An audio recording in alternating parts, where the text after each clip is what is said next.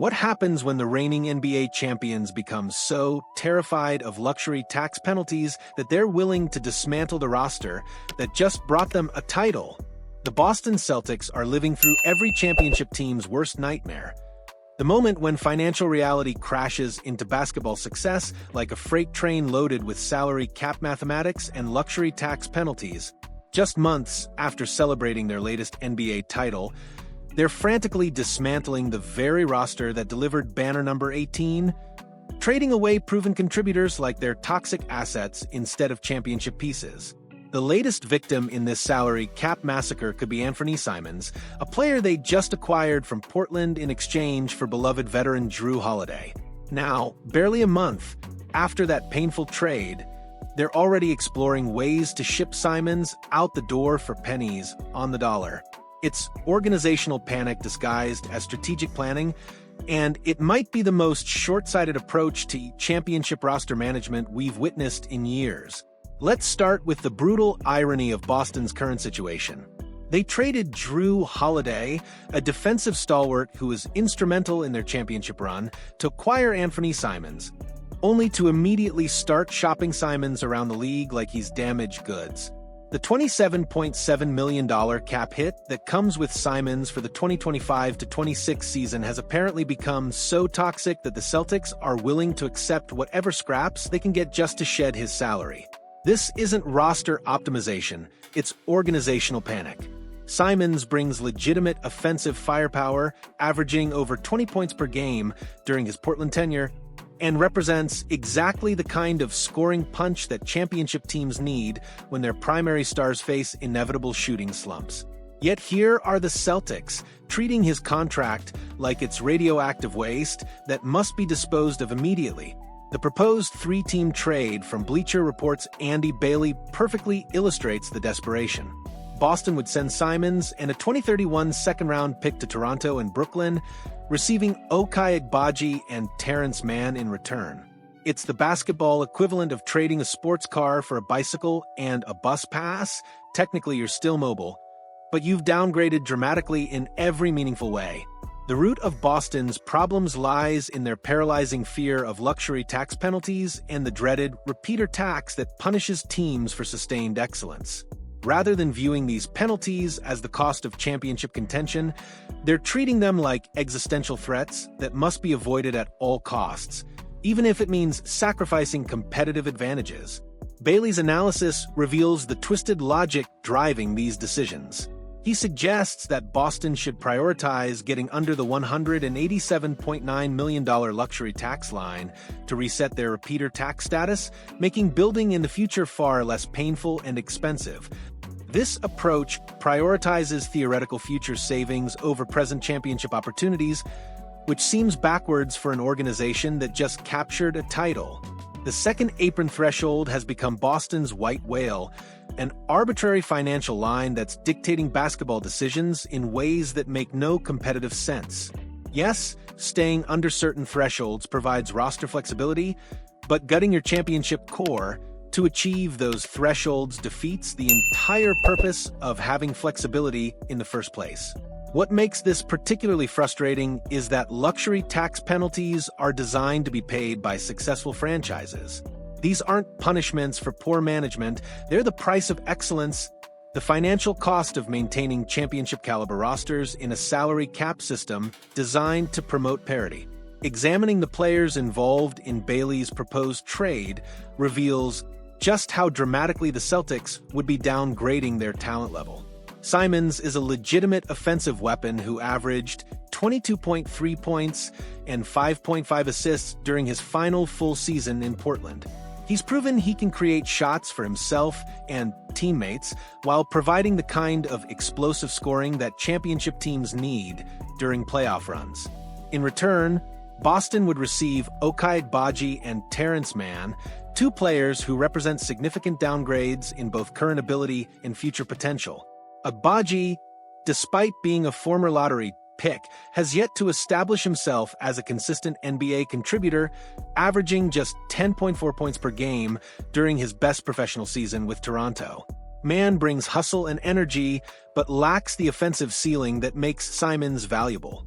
His career averages of 8.0 points and 3.6 rebounds per game, with the Clippers hardly inspire confidence that he could replace Simons' production in meaningful games.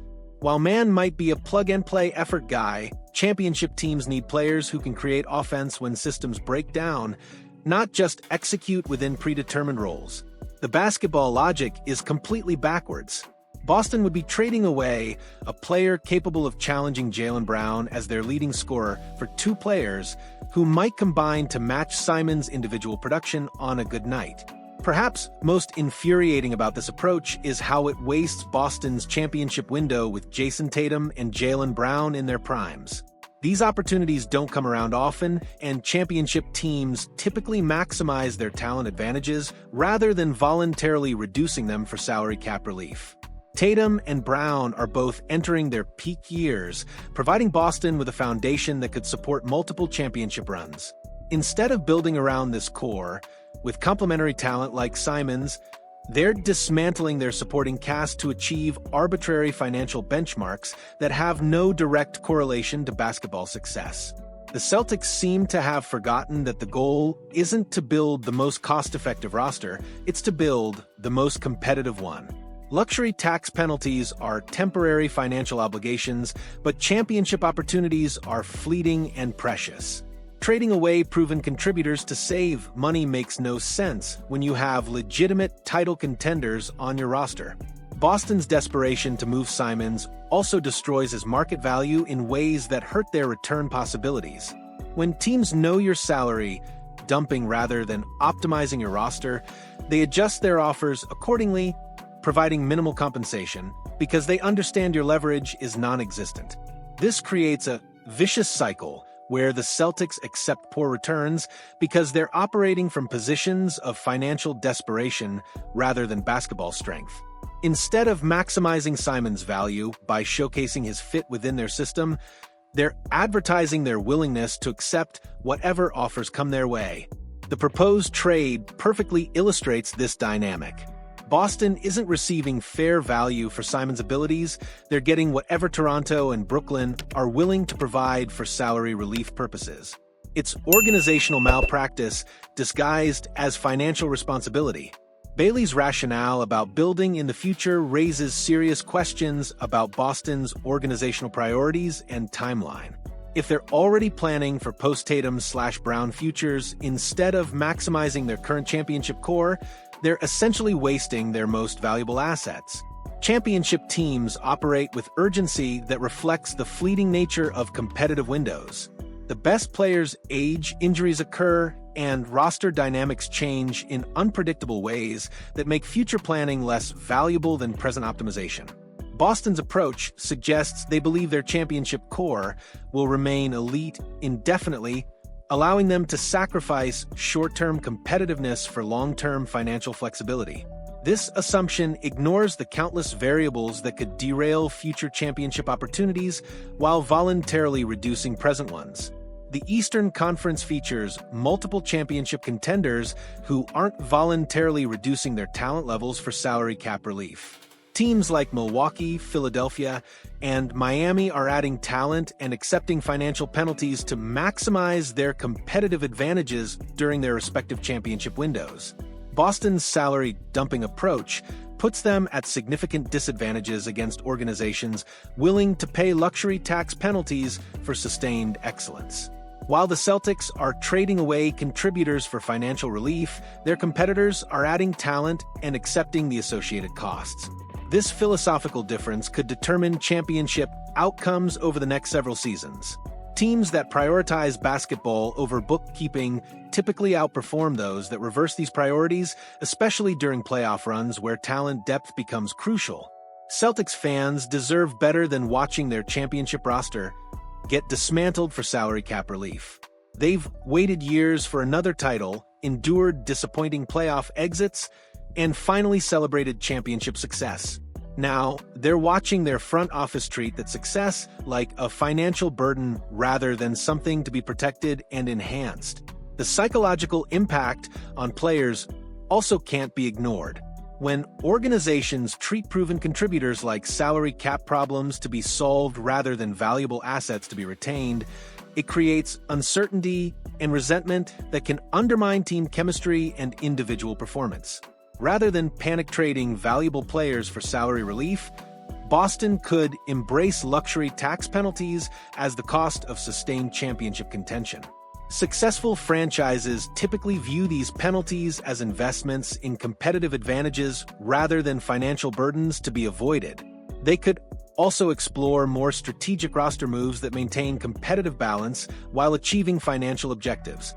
Trading role players rather than proven scorers, restructuring contracts, or making deadline deals that improve rather than reduce talent levels all represent superior alternatives to salary dumping. This whole situation feels like championship self-sabotage disguised as financial responsibility. Are the Celtics making smart long-term moves or completely wasting their title window because they're scared of luxury tax penalties? And honestly, would you rather see your team pay whatever it takes to stay competitive or watch them trade away talent to save money?